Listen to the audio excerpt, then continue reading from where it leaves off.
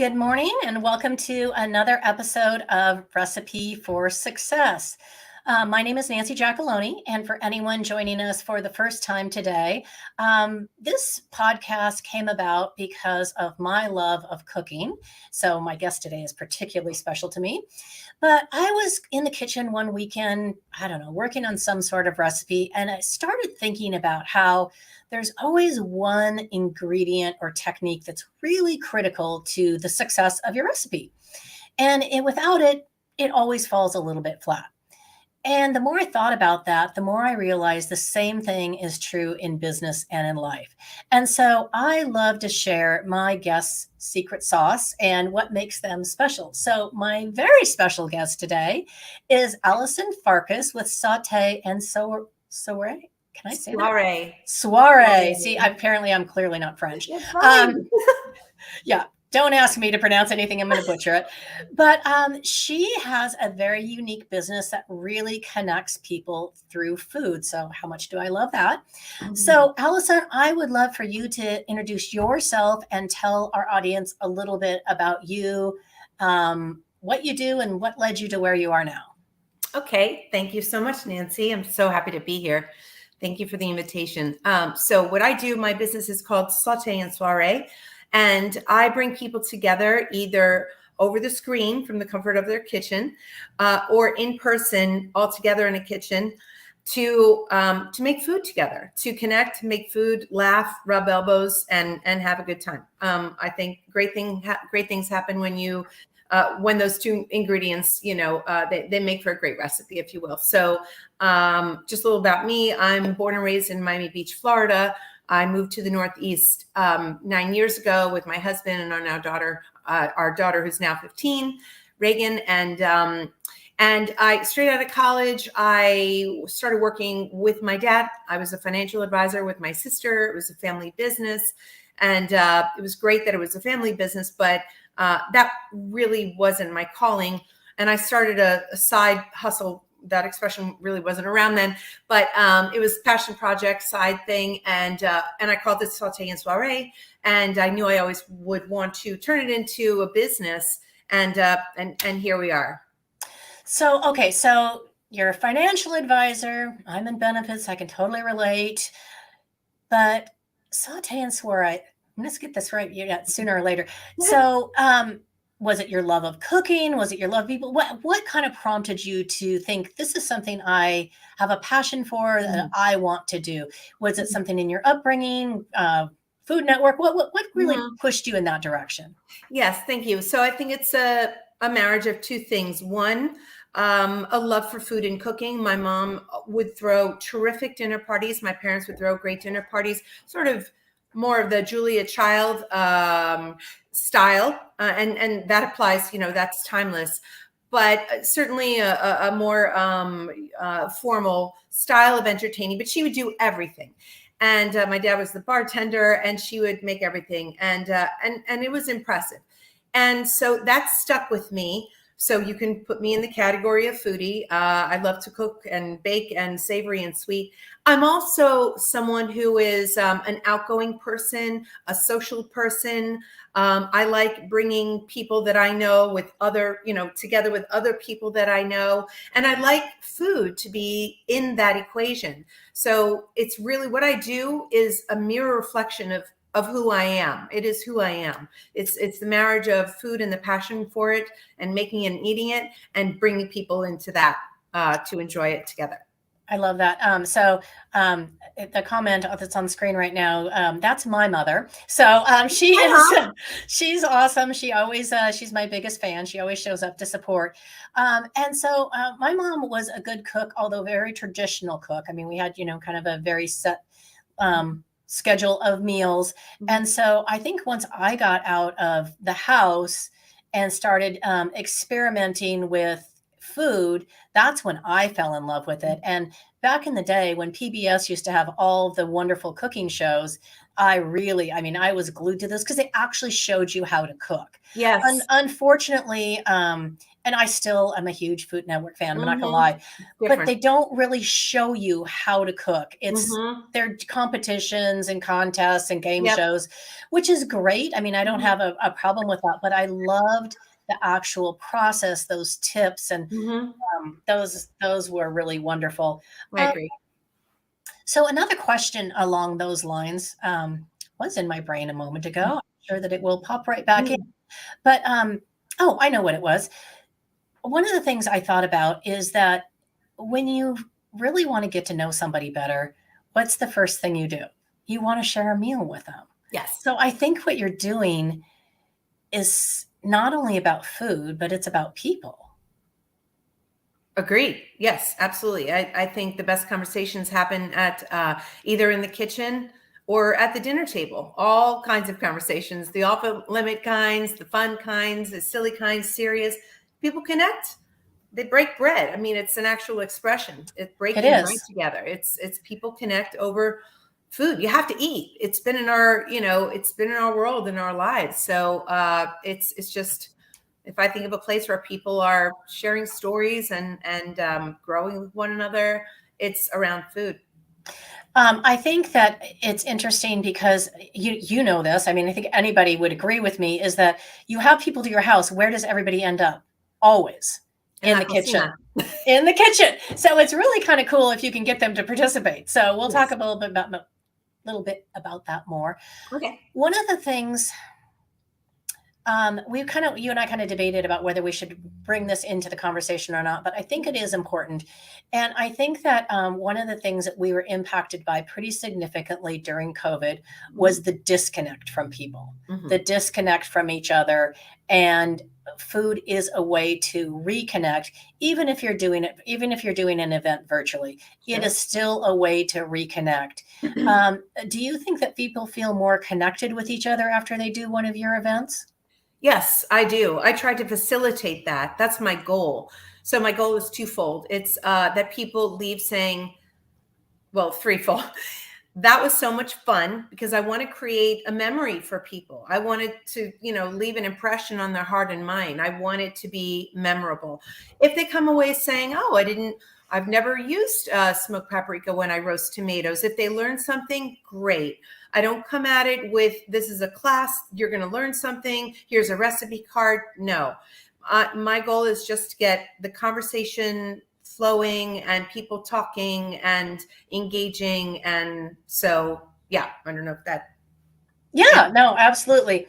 So you do both in-person and virtual classes. Mm-hmm.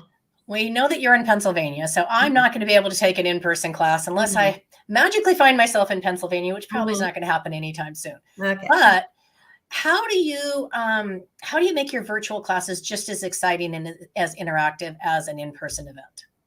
Okay, that's a great question. So sometimes with a virtual event, people know each other and sometimes they don't. When they know each other, it feels more like a party. There's that atmosphere, that vibe. And when they don't, I have some sort of icebreakers, that I have in my back pocket, questions to ask. And so it's important, of course, the goal is that everyone makes this thing together, that we're making something simple and approachable and unfussy. I like to say you have to eat, whether it's you don't need any fancy tools. But as we're going step by step in the, first we're going to do this, make sure everyone's done with that. Then we're going to do this, make sure everyone's done with that. I'm trying to encourage conversations. So say, Nancy, where did you say you are again? And, oh, has anyone ever had this type of spice? Or, oh, I've had these tomatoes, this particular type of tomato when I was in Italy. So I try to encourage conversation at any moment. If there's a lull, I try to, whatever it is, because I am a gregarious person. So I'll try and pull some conversation out of people to get the conversation flowing. And it does. I mean, it does. It's not meant to be, everyone follow me and put your questions in the chat. Sure. I'm there to encourage conversation, fun questions, input. What if someone knows how to get the garlic out of the garlic clove out of get the garlic out of the bulb easier than I do, then please share that. Tell everyone, so that's my goal. The goal is just to encourage conversation, and I have ways to make that happen. Okay, so I'm thinking, so virtually there could be two different scenarios. There could be where everybody is joining individually virtually, or there could be a group where you're like on a big screen. Because I'm doing that.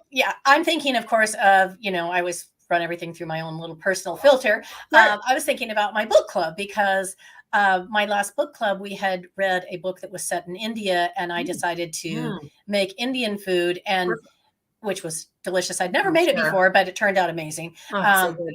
But everyone was really like just stumped by that. And I'm like, it was really easy. I, read some recipes and, followed the directions, made sure I had the proper spices and everything. And, and it was interesting, but they were so astounded by that. I think that would be such a nice, anybody listening, this is a great idea. Next book club, if you cook together after your book as well, then you could really have that conversation all around. So that would be fun too. For a group. Yeah, I'm doing it.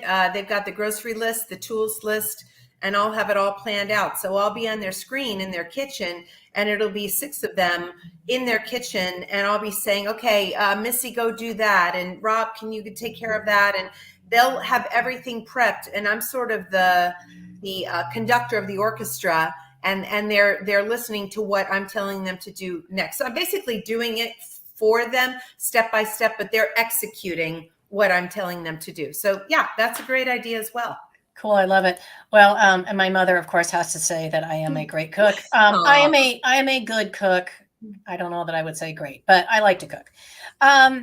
Okay. So this is something I picked up off your website, so I've got to read it. Again, my 27 font without my glasses, so hopefully I can read this.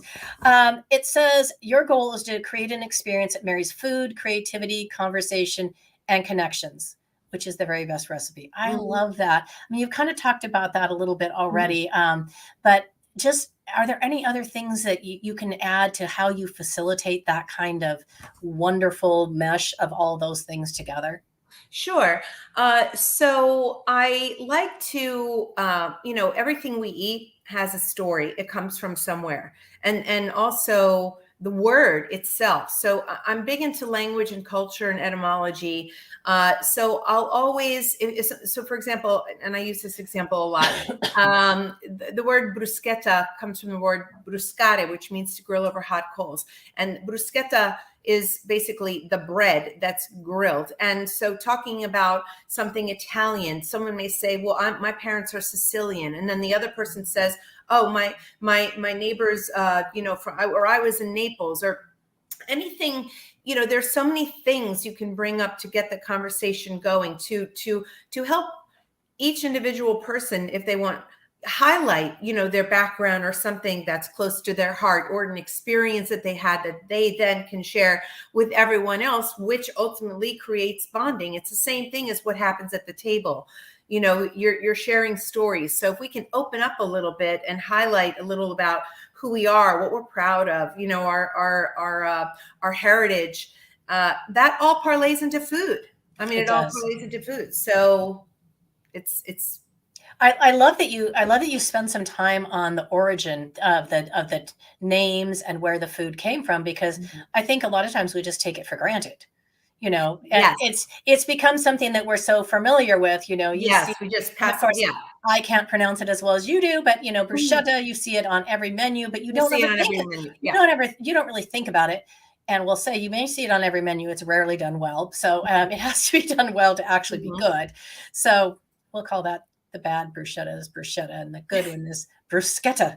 As long as it's fresh, it's going to be good. Yeah, it's awesome. What if someone tells you they really want to do something like this, but their kitchen is too small? How do you make them feel comfortable with that and maybe overcome that? So I think that some of the best meals come out of likely the smallest kitchens all around the world. Just think about a Manhattan kitchen, the size of a Manhattan kitchen. So hopefully it's equipped with some sort of heating element. Even if you had a hot, plate or something, and you have a pot or a pan, So, or even thinking about like how people suggest the millions of ways to save space, how to be space efficient. There are ways to do it. There are ways to store your things, to keep your things, and really, as long as you have a window to open, if you need, and space to keep things, and you're creative, the size of the kitchen really shouldn't matter. One of my favorite people I followed for many, many years, Deb Perlman from Smitten Kitchen. I don't know if you're familiar with her or not. I am. Yes, she's out in New York. And when I first started following her, she had the tiniest kitchen. Yes. And she was producing some of the most amazing food. I still use her recipe for lasagna, which is insane. She has some very good recipes, and she has a more modest sized kitchen now as opposed to her tiny one. But I always remember that, just how tiny her kitchen was, and the things she would make, I was always amazed. Sure, not an obstacle. Okay, so I think, again, I'm in benefits, and we are always talking to employers about wellness programs or things that we can do to promote a more healthy lifestyle. So let's say somebody contacts you and says, I'd love to do a corporate workshop around healthy eating. How do you approach that, and in a way that makes people feel included and not singled out or comfortable with that approach? With the healthy eating approach? Yes. So my style of cooking, I would say, starts with Mediterranean. I don't even want to say the word diet, because I don't want to, Mediterranean style of eating is healthy. It's nutrient dense. It's colorful, fruits, vegetables, proteins, grains, legumes, spices, nuts, oils, herbs. It's delicious. And if you start there, I think, it's easy to, you can find things that most people will enjoy. So you're not ever going to make everyone happy. The people who are strictly meat and potatoes, and they haven't really ventured out, there's not much I can do for them. Maybe we could roast some sweet potatoes or something, but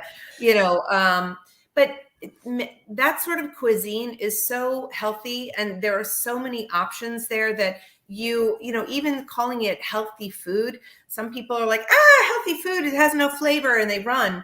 But it really does have a lot of flavor. It has a tremendous amount of flavor. If you just think about roasting squash and olive oil, maybe a little honey and some toasted pumpkin seeds and some Greek yogurt. I mean, you have a healthy, colorful, vibrant, delicious, textural, nutrient-dense food. Exactly. A meal that you could fit into any wellness program. It's good for you, and it's delicious.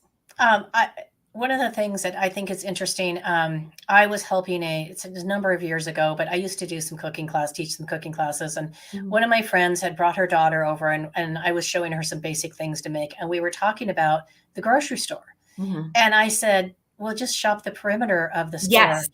And she was so stunned by just that. She's like, what do you mean? I'm like, yeah, that's where the fruits and vegetables meet all of your, the primary things you need. Yes. Like, you don't need anything that comes out of a box. No. And stay away from things you can't pronounce, and you'll be good to go. Yeah. It was just such because when you just think that way automatically, sometimes it's surprising when other people have never had that education, if you will, or that opportunity just to think about food just a tiny bit differently. Right. Just omit the middle of the stores. Yeah. I mean, that's where the olive oils are. Right. I mean, you have to go there for some things. But largely, you're right. But 80% of your groceries can easily come from the perimeter of the store. Absolutely. Yeah. So along those lines, I also believe that food is medicine, and the food that we put in our body dictates the way we feel, to a large extent. Yes. Now, I mean, I'm not overboard saying we don't have it. There's not a need for medical attention and medical care. Agreed. But we can do so much to improve our own health by simply paying attention to the food that we eat. And along those lines, kind of what we were just talking about is the less processed food is, the better it is for you. So I'd love to hear your thoughts on that. For sure. I think that, there's countless studies that show that a cleaner diet, this word clean, which sort of goes back to your shopping the peripheral of the store, is just avoiding processed foods, avoiding, that's not to say avoid bread. That's not to say avoid potatoes. Those things can be healthy, but just eating clean, can help you stave off disease, can help to control disease.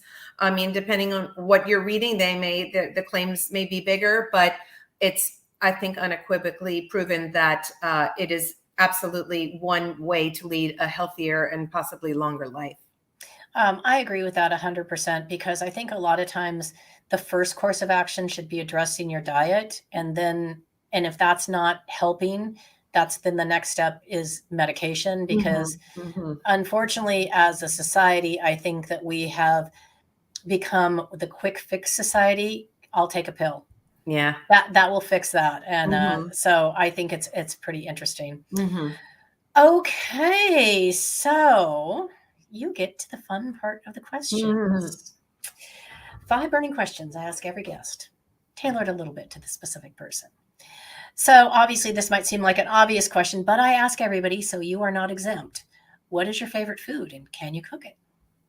I can cook it. My favorite food is pasta. I get a tremendous amount of joy eating a bowl of pasta. It's just everything to me. Just a bowl of pasta, maybe some like creamy pesto, crushed red pepper flakes, and a glass of red wine. I'm a happy girl. And I can cook it. I love a good. No, do you make your own pasta? I have made my own pasta. I wouldn't do that on, after a busy day or anything like that. But I have a KitchenAid mixer with the pasta attachment. I've made ravioli with some interesting fillings. I made noodle pasta, but it's not something I, do on the daily, but have done it before. It's very rewarding. But there are very, very good dried pastas available. Oh, excellent. Excellent. Yeah. So, which is what I use a majority of the time too. So, all right. So what is a character trait that you admire most in other people and why? I would say courtesy. I think that just kindness to your fellow human, everything, and everything that we do. And that can roll into so many other things, manners, it's just courtesy, holding a door for someone, looking at someone in the eye when you're checking out at the grocery store, expressing gratitude after someone's done something for you, even later. I think it just, when people feel appreciated and seen, it's, I just think it makes people feel good, to be appreciated and to be seen. So I think courtesy is the beginning of that. So just courtesy for your fellow human. I admire that in people. I like that. It is really a gift you give others. Yes. Okay. So now I get to turn the mirror on you and say, what is the character trait in yourself that you're most proud of and why? Okay. Well, I am going to say that because if it's important to me, it's because I feel like it's part of me. And I feel that I am that way. I try hard to let people know that I appreciate them. I believe in, bring people together, having people feel included. I try to do that in what I do in work. In social settings, I say, come on over here. Being kind, showing appreciation, gratitude, all that rolls into one for me. So I don't know if that answers your question. It absolutely answers my question, and I love it. That was a perfect answer. Okay, so if somebody says, I can't cook, or cooking intimidates me, or I'm scared of cooking, what's the one piece of advice that you could give them to make them feel a little bit more comfortable and a little less intimidated? So I'm just going to break that one into two. First, I'll just say start small. I was like, I'm not a gardener. I have no green thumb. I'm terrible at this. When I moved to the Northeast, because I lived in a condo in Miami, and then the house, here, I thought, all right, I'm a cook. I have to plant some herbs. And I go to the store. Oh, it's so easy. It's so easy. But yes, they could die. So it's just taking that one step and then realizing, okay, wow, my basil grew. The cilantro didn't do so well, but the basil grew. What can I do next? So taking a small step. And then the other thing I'd say is find someone that you feel comfortable with. Let's say you feel a little intimidated, a little insecure, or I can't do this about cooking. Find someone that you know knows you, that you feel yourself with them, that's a slightly better cook than you are. Invite them to your house and have them show you what they do. And do it together. You learn by doing. Do it together. Make that vinaigrette together. Make that pasta together. Sear the chicken together. Those little techniques, a lot of people don't know how to do those things. So all it takes is one step, getting your feet wet, and then you've opened doors. You're opening doors into say, what else can I do? So that's advice that I would give. That's perfect. I love that. All right, this is a fun one. So what's your secret talent or something people would be surprised to learn about you? So when I say la bruschetta and all this stuff, and I pronounce it that way, it's because, well, not only do I have a love and appreciation for foreign culture, I studied abroad for 2 years, I traveled extensively, but I have like a hyper awareness of sounds, and when it comes to language. So I do speak Spanish fluently. Yes, I grew up in Miami and there are Spanish speaking people everywhere. And I did take advantage of my ability to pick up a language rather quickly. So I can pick up a language rather quickly, but I also have a really cool ability to mimic the sound of that language.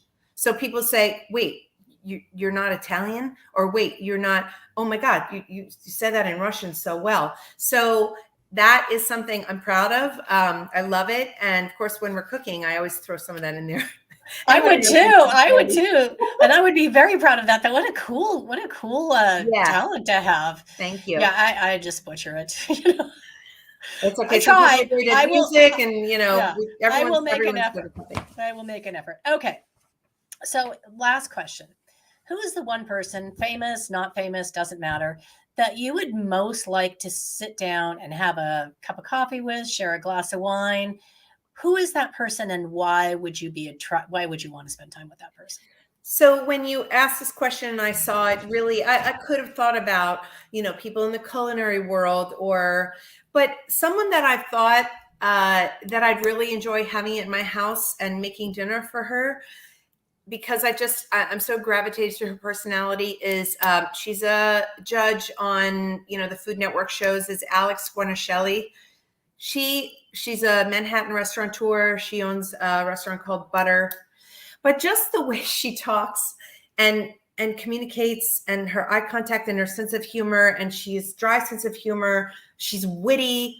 She's funny. I would love to have a cup of coffee with her. I'd love to have her in my house and make dinner for her. So yeah, that's the answer to that question. I love that. And I love that you were hesitant about saying her. You're like, I don't know if anybody knows who she is. I'm like, I know who she is. Yeah. I love her. And it's not about, it's really about who you would want to spend time with. So I think that's a perfect answer. Mm-hmm. So I usually don't ever interject this, but I will share that one of the people that I would most like to have a meal with is Stanley Tucci after his whole Italy series. I could not tear my eyes away from that series. Yeah, I'm going to have to go with Stanley too. Yeah, when you love her, I know Stanley needs to be at the table too. I would love to make a beautiful Italian cocktail. They're both Italian. I'd love to make an Italian cocktail, a delicious bowl of pasta for all of us to enjoy. Yeah, awesome. Okay, so if people want to know more about how they would hire you, mm-hmm. What you do, whether it be for business, whether it be for family, fun, book club, whatever, what's the best way for them to get in touch with you? So I would say email or my website. And my website, it's pretty much the same thing. It's Allison, Allison, at Saute and Soiree. I will spell it SAUTEANDSOIREE.com. That's my email. And my website is Saute and Soiree, spelled the same way I just said, .com. And some people are like, wait, how do you pronounce that? But that's what I named it in Miami. I just wanted to give the feeling of party and food. So Saute and Soiree. So yeah. I think it does definitely give that idea. And you know what? If somebody misspells it in the search bar, it's still going to come up. Yes. So Yeah. they will find you. And if for some reason you're looking for it and you can't get in touch with Allison, please reach out directly to me and I will put you in touch with her. Thank you. I know that I am going to definitely contact you for something. Just because I don't know what yet, but I'm like, I want to do that. Yay. So thank you so much for your insights today and for joining me. It was so much fun. I'm usually talking about lots of other stuff. I don't get to talk about food that much. So this was very fun for me. So thank you for the opportunity. Again. I really appreciate it. This has been so much fun. Awesome. And I will see everyone else next week. Thanks again. Thanks, guys.